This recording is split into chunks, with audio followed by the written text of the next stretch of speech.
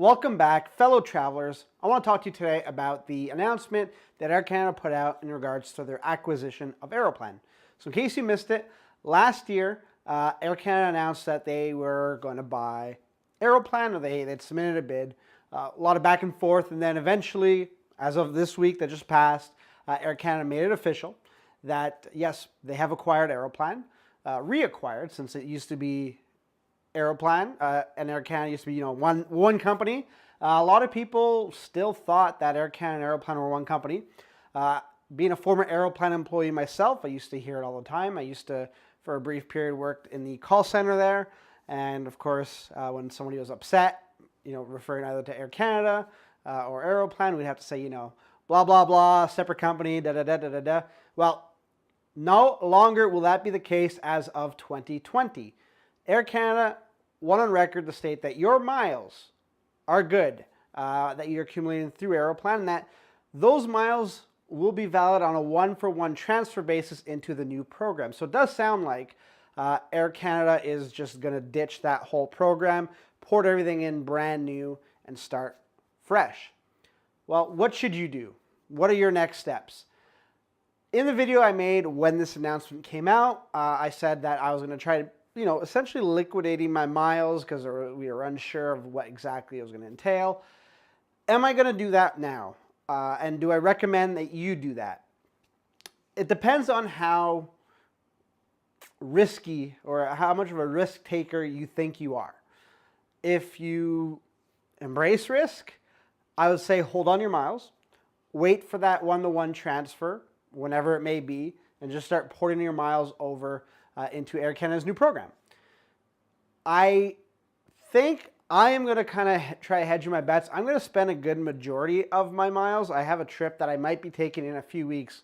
Still haven't booked yet. I'm looking at possibly going to Hawaii in February, mainly because I'm already done with winter. We're like 3 weeks in the winter, and I'm fed up. I'm just fed up of winter. I need to get somewhere warm, and that's just what I want to do.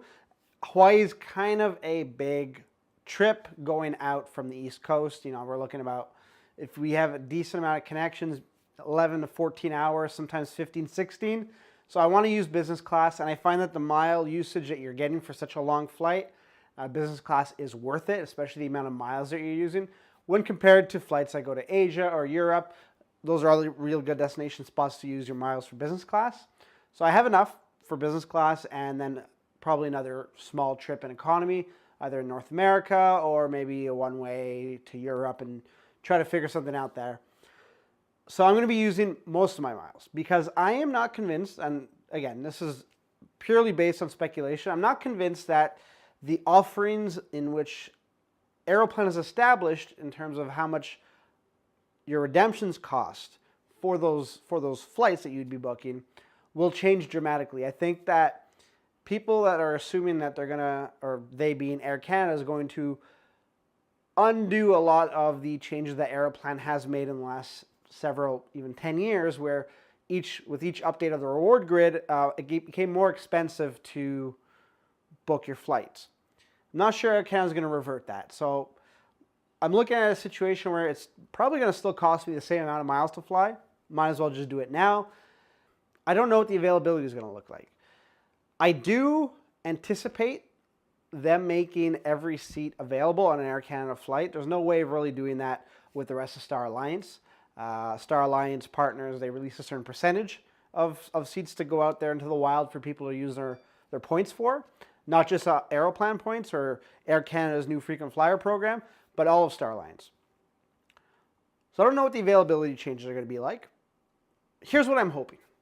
I'm hoping that we get some fair prices. So if they want to stay the same, I still feel the value you're getting is decent. It's not amazing like it used to be 10 years ago with Aeroplan. The redemption costs for those flights were insanely great value, and it's not one of those things where I feel it's not reasonable to expect that. If they go and they do that, that's amazing. Then it's just book, book, book, book as much as you can.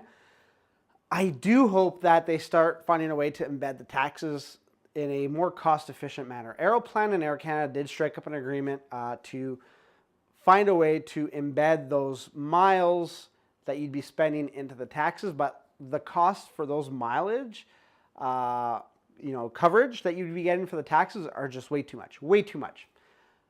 So, without rambling too much longer, because some of you guys just hate it when I ramble, and you do let me know in the videos,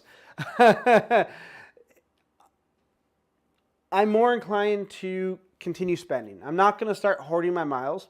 If it turns out that I was wrong and it's just a land of candy canes and unicorns where the mileage redemptions are cheap, the taxes are low. This is going back to like 2008, 2009 levels of redemptions and taxes. Then yeah, I made a wrong call, but I still would have enjoyed a trip. Using my miles, in this case, going to Hawaii, business class, can't really fault that. Maybe I would have got a trip and a half. So looking at the way I'm valuing my miles currently and how long it took me to accumulate them, I think that this is still a fair use of my miles. And I would suggest that if you are worried in the slightest about what you should do with your miles, I would say if you've got a trip coming up within the next year before 2020, or even in 2021 because of the redemption periods, go ahead, book your flights when you can, and don't think twice about what opportunities you could be missing out on. However, if you are the type where you really look for value and you're not so much, you don't think that Air Canada is going to make the program worse, which I highly doubt. Like, I'd give the odds on that quite low in them screwing it up. They know what they have. They know what they gave up with Aeroplan and how much it's cost them to reacquire it. They can't have bad press out the gate, so I don't think that the mileage redemptions will really falter too much, if at all. I really don't think they would. There might be some course corrections here or there because there are some real good mileage redemptions. Like if you're living in Quebec and you want to go to PEI, traveling within Canada at least has always been a great redemption option simply because of how much it costs to travel within Canada, right? So spend the miles. If you're at all worried. If you're not worried, don't. I know it's kind of like, why did I watch a video that just told me like real two basic situations? Well, Air Canada did go on record and state, like there will be enhancements and they're polling people for feedback.